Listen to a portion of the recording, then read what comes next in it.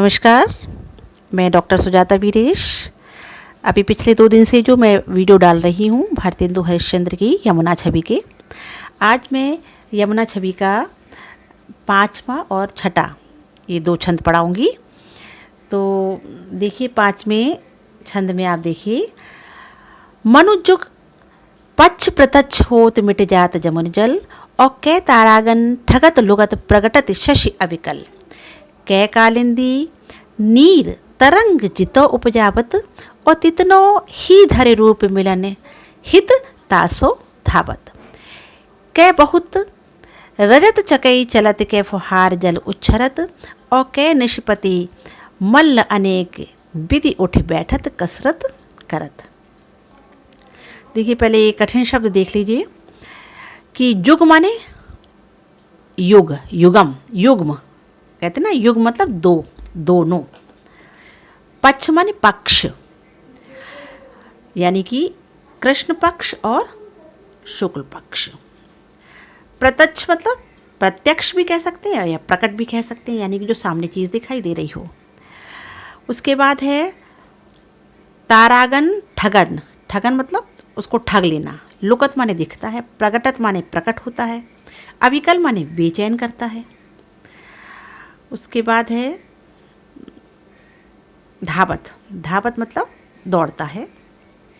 रजत माने चमकना, चंद्रमा भी कह सकते हैं। उच्छरत माने जब उछल रही है। निशिपति चंद्रमा को कहते हैं। मल्ल यानी कि कोई कसरत करने वाला व्यक्ति। हाँ, ये हो गए आपके कठिन शब्द। अब आप देखिए, मनुजुग पच्छ प्रत्यक्ष होत मिट जात जमुन जल। जब चंद्रमा इस तरीके से कर रहा है, कभी वो दिखाई दे रहा है, कभी छुप जा रहा है, तो ऐसा प्रतीत हो रहा है मानो दोनों पक्ष जो हैं आकाश में इस समय चंद्रमा दोनों पक्षों में चल रहा है। जब वो छुप जा रहा है तो कृष्ण पक्ष आ जा रहा है, और जब वो दिख रहा है तो शुक्ल पक्ष आ जा रहा है। तो यमुना के जल में इस समय दोनों पक्ष चंद्रमा के दिखाई दे रहे हैं। कै तारागन ठगत लुकट प्रगटत शशि अविकल, या फिर ऐसा प्रतीत हो रहा है कि चंद्रमा तारों के साथ छिपन छुपाई खेल रहा है और छिप करके तारागणों को ठग रहा है, तारामंडल को ठग रहा है और उन्हें बेचैन कर रहा है। कै कालिंदी नीर तरंग जितो उपजावत, इस कालिंदी नदी के जल की तरंगों में जितनी तरंगें हो रही हैं उतना ही वो उतना दिखाई दे जा रहा है, उतनी लहरों में प्रकट हो रहा है। तितनो ही धरे रूप मिलन हित तासो धावत, उतने ही रूपों में जितनी लहरें आ रही हैं उतने ही रूप धर करके वो क्या कर रहा है, वो मिलने को दौड़ रहा है। और कै बहुत रजत चकई चलत, कै फुहार जल उच्छरत, और कै निशिपति मल्ल अनेक विधि उठी बैठत कसरत करत। क्या लग रहा है? या फिर जल के अंदर चांदी की अनेक चकई चल रही हूँ, ऐसा लग रहा है। चकई मतलब चक्की, जो चक्की चलने से पानी के अगर अंदर हम कोई चीज़ गोल गोल घुमाएंगे तो उसका पानी उछल उछल के ऊपर आएगा। तो ऐसा लग रहा है अनेकों चक्कियाँ, अनेकों चकई जो हैं वो चल रही हैं, जिससे उसकी फुहार जो है उछल करके ऊपर आ रही है। या कै निशिपति मल, या फिर ऐसा लग रहा है कि चंद्रमा जो है, चंद्रमा रूपी पहलवान अनेक प्रकार से व्यायाम कर रहा है, यानी कि कभी उठ रहा है, कभी बैठ जा रहा है। इस तरीके से उसकी अलग अलग तरीके की आकृति दिखाई दे रही है। इसमें देखिए वही सब है, ब्रजभाषा है, बार बार इस बात को मैं का प्रयोग नहीं करूँगी। इसमें उत्प्रेक्षा अलंकार है, संदेह है, मानवीकरण है, अनुप्रास है। हाँ, और भाषा तो ब्रज है ही, ये इसका काव्य सौंदर्य है। प्रकृति को बार बार आलम्बन के रूप में कवि चित्रित कर रहा है, ये भी ध्यान रखिए। प्रकृति है जिसको आलम्बन के रूप में कवि ने चित्रित किया है। अब आखिरी देखिए, इसका 6ठा है, आखिरी देख लीजिए। कूजत कहूँ कल हंस, कहूँ मज्जत पारावत, और कहूँ कारंडव उड़त, कहूँ जल कुक्कुट धावत, और चक्रवाक कहूँ बसत, कहूँ बक ध्यान लगावत, और सुख पिक जल कहूँ पियत, कहूँ भ्रमरावली गावत, और कहूँ तट पर नाचत मोर, कहूँ रोर विविध पक्षी करत, और जलपान नान करी सुख भरे तट शोभा सब जिए धरत।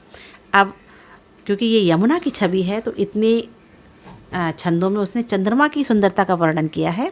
अब देखिए उसके किनारे पर चंद्रमा के अलावा भी बहुत सारी चीज़ें हैं, बहुत सारी प्रकृति ने प्रदत्त बहुत सी चीज़ें हैं, जीव हैं, जंतु हैं जो उसकी सुंदरता को बढ़ा रहे हैं। क्या क्या करके बढ़ा रहे हैं देखिए कि कूजत कहूँ कल हंस। पहले इसके आप कठिन शब्द देख लीजिए। कल हंस जो है वो राजहंस को कहते हैं, और मज्जत का मतलब होता है नहाना, और पारावत का मतलब कबूतर। कारंडव एक तरीके की हंस को ही कहते हैं, जब हम इसको बतख भी कह सकते हैं। और कुक्कुट का मतलब होता है मुर्गा, जल कुक्कुट का मतलब जल मुर्गा।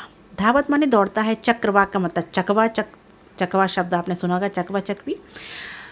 और बक माने बगुला, और सुक का मतलब होता है तोता, पिक का मतलब कोयल। भ्रमरावली का मतलब है भौरों का दल। पक्षी का मतलब पक्षी। अब देखिए कूजत कहूँ कल हंस, कहीं पे जो है राजहंस जो है वो बोल रहा है, कहीं पर कबूतर स्नान कर रहे हैं, और कहीं पर बतख उड़ रहे हैं, और कहीं पर जल मुर्गियाँ दौड़ रही हैं। जल मुर्गे उस पानी में दौड़ रहे हैं। कहीं पर चकवा जो है बसा हुआ है, रह रहा है, खड़ा हुआ है, रुका हुआ है। और कहूँ बक ध्यान लगा, कहीं बगुला जो है अपनी एक टांग पर खड़ा हुआ ध्यान से अपने शिकार को देखने के लिए खड़ा हुआ है। बक का ध्यान आपने भी सुना होगा, काक चेष्टा बको ध्यानम। बक का ध्यान जो है, बगुले का ध्यान जो है वो विद्यार्थी को भी बहुत महत्वपूर्ण बताया गया है। मैं अक्सर बताती हूँ आपको पढ़ाते समय, बको ध्यानम, अपना ध्यान जो है आप अपना बगले की तरह रखिए पढ़ाई में। तो वही बक जो जब अपना शिकार करता है मछली की तलाश में, तो वो बहुत ध्यान लगा करके एक साधु की तरह एक टांग पर खड़ा हो जाता है, तपस्या की तरह। जैसे ही मछली आती है तुरंत ले लेता है। तो वही बक का ध्यान लगा करके इसके किनारे चारों तरफ बगले भी बैठे हैं। शुक माने तोता, कोयल कहीं पर जल पी रहे हैं, और कहीं पर भ्रमरावली माने भौरों का जो दल है वो कमल पुष्प पे, चारों तरफ पानी है तो कमल पुष्प की ही हम इस समय एक कल्पना कर सकते हैं। तो उस पर कमल जो है के पुष्प पर भौरे जो है वो गा रहे हैं। कहूँ तट पर नाचत मोर बहु रोर विविध पक्षी करत। कहीं तट पर मोर नाच रहे हैं, रोर माने शोर, और बहुत प्रकार का शोर जो है ये पक्षी कर रहे हैं। जलपान नान करी सुख भरे, कुछ लोग जलपान कर रहे हैं, कुछ लोग स्नान कर रहे हैं। और सुख भरे तट शोभा सब जिए धरत।